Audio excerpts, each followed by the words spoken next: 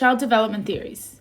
We've chosen Vygotsky, Piaget, and Malaguzzi's theories because they're very valuable theorists in understanding child's development and learning. Vygotsky's sociocultural theory emphasizes social interaction and cultural context in cognitive development.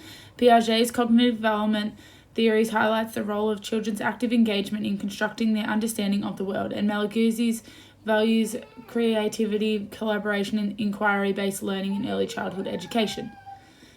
Piaget's theories. My belief is that children are curious little explorers who are constantly learning from their interactions with their environment and surroundings.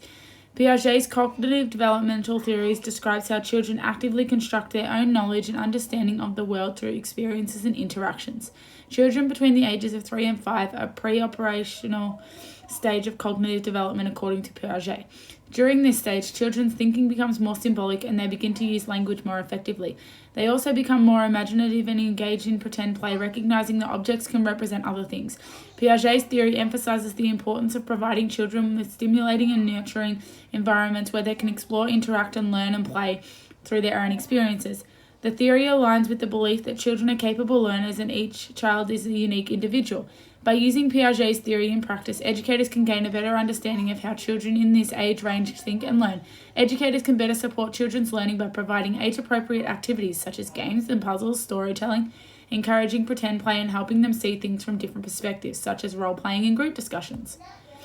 Vygotsky's theory. The cognitive theory explains how children engage in thinking, exploration, and problem-solving to develop knowledge, skills, and a disposition that allows them to understand and make sense of the world around them. My pedagogical belief is that children are capable and competent learners naturally shaped to wonder, to be curious, to be eager to question, and to understand the world around them. With this view, educators provide a strong foundation through a variety of learning experiences which enable children to become empowered individuals with the ability to achieve learning outcomes. The concept of Vygotsky's theory can be adapted into practice by the following: structuring activities and experiences according to the levels of difficulty during the process, implementing playful activities that facilitate social interaction and teamwork, and making more collaborative rather than individual work. Vygotsky asserted that cognitive capability is an essentially social process in which the role of adults or more advanced peers is to support, direct, and organize the children's learning. The step proper to the child being able to master these facets, then they can already independently do the learning on their own. In my opinion, although there are advantages to adult support, some children may prefer working independently due to the shyness or better understanding when being alone. Loris Malaguzzi's theory. Malaguzzi's view strongly resonates with my current view of children and their learning, that children are capable learners and that we need to step back and observe instead of facilitating their learning. Loris Malaguzzi's Reggio Emilia style of learning has 3 main theories that align with my emerging philosophy, which are: the first theory is having a positive image of a child, second is that children learn by actively participating, and third is that play is the important part of learning and development. These theories give children the opportunity to be in control of their own learning and to construct and communicate with their feelings in many ways, such as dancing, singing, facial expressions, and body expressions. The theory works well with children aged 3 to 5, as they can communicate their needs and wants through their body gestures and verbal communication. Observing children help us learn their wants through body gestures and learn a lot from them, and learnings can be reflected in teaching practices. As educators, we can sit and observe their learning and exploration without interruption unless they are asked for assistance. Contemporary issues in children aged 3 to 5. Screen time, because overuse of it can ruin children's cognitive and social emotional development. Play-based learning, because academic can add pressures to standardized testing that may limit opportunities for play and exploration. Inclusive practices could be related to race, culture, gender, and physical and mental abilities, mental health and well-being. Various factors such as family conflict or transitions can cause stress and anxiety in children. Parental involvement.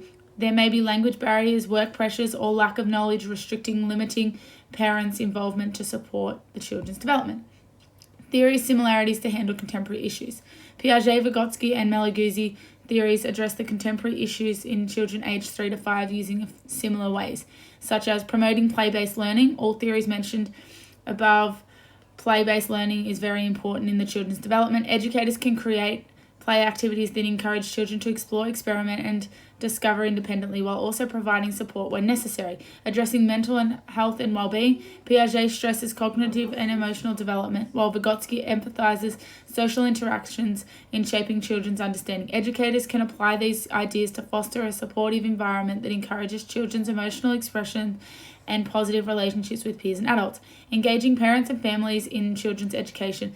Malaguzzi's theory pressures the importance of engaging families and parents into the children's development and learning, a concept shared by Piaget and Vygotsky too. Educators can nurture this perspective by creating occasions for parents to be able to participate in classroom activities, like organising parents' reading or drawing sessions in the room. It helps building a partnership between parents and educators and enhance the children's success and overall well-being. Theories' differences to handle contemporary issues. Understanding the differences between Piaget, Malaguzzi, and Vygotsky can help educators choose the most appropriate and address contemporary issues faced by children aged 3 to 5. For example, if a child is struggling with an emotional regulation, educators may draw upon Malaguzzi's Reggio Emilia approach, which emphasizes the importance of creating a positive and supportive environment where children can explore and express their emotions through a variety of mediums such as art and music. On the other hand, if a child is struggling with a specific cognitive task, educators may use Piaget's theory of cognitive development to provide developmentally appropriate activities and materials that challenge the child's thinking in a scaffolding manner. By understanding these differences, educators can then alter their approaches to meet the individual needs of each child and address the contemporary issues in a holistic and effective way. Limitations. Piaget's theory. It has limited generalization ability to other cultures, doesn't fully account for social and cultural factors, and individual differences in development may exist. Vygotsky's theory takes a heavy emphasis on the role of social and cultural factors in children's learning and development, but may not fully account for the impact of biological and psychological factors on children's learning and development. Malaguzzi's theory may be difficult to implement in settings with limited resources or in settings with different cultural and social contexts, which can prevent challenges in addressing contemporary issues for years 3 to 5. By recognizing and understanding these limitations, we as educators can critically evaluate and adapt our approach to best suit the needs and context of the children we are working with.